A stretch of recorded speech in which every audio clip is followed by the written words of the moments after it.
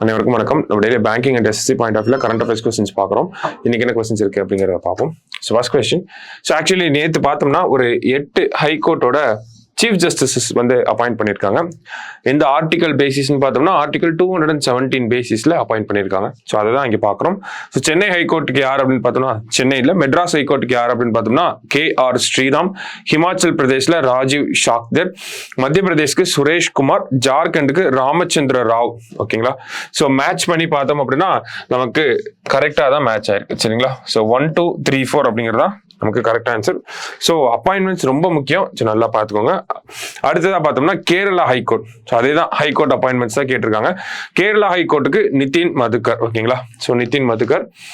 Jammu and Kashmir and Ladakh, இது நல்லா note பண்ணிக்கணும். ஜம்மு அண்ட் காஷ்மீர் அண்ட் லடாக் ரெண்டுத்துக்குமே ஒரே ஹைகோர்ட் தான் இருக்கு. ரெண்டு டிஃப்ரெண்ட் யூனியன் டெரிட்டரிஸா இருந்தாலுமே ஒரே காமன் ஹைகோர்ட் தான் இருக்கு. அப்ப நோட் பண்ணிக்கணும். சரிங்களா? அதுக்கு யார் அப்படின்னு பார்த்தோம்னா தசி ரப்ஸ்தான். டெல்லிக்கு பார்த்தோம்னா மன்மோகன். மேகாலயாவுக்கு வந்து இந்திரா முகர்ஜி MM அப்படின்னு சொல்லி வந்துடும். சரிங்களா? ஸோ 1 2 3 4 அப்படிங்கிறது தான் கரெக்ட் ஆன்சர். ஓகே, அடுத்தது அப்பாயின்மெண்ட்ஸ் ரிலேட்டடா நிறைய பார்ப்போம். Who has been appointed as the new chief of Air Force அப்படின்னு கேட்டிருக்காங்க. ஓகேவா? So chief of air force யாருன்னா அமர்பிரீத் சிங். சரிங்களா? இதுக்கு முன்னாடி விவேக் ராம் சௌத்ரி இருந்திருப்பாரு. ஸோ இதே ஆர்மி பார்த்தோம்னா நமக்கு உபேந்திர திவேதி வந்து ஆர்மிக்கு. சரிங்களா? ஆர்மினா உபேந்திர திவேதி, ஏர்ஃபோர்ஸ்க்கு அமர்பிரீத் சிங், அஜித் தோவல் அதை பார்க்கறதுக்கு முன்னாடி தினேஷ் குமார் திரிபாதி. இவர் யார் அப்படின்னு பார்த்தோம்னா நேவிக்கு வந்து தினேஷ் குமார் திரிபாதி. அஜித் தோவால் யாருன்னா நேஷனல் செக்யூரிட்டி அட்வைசர்.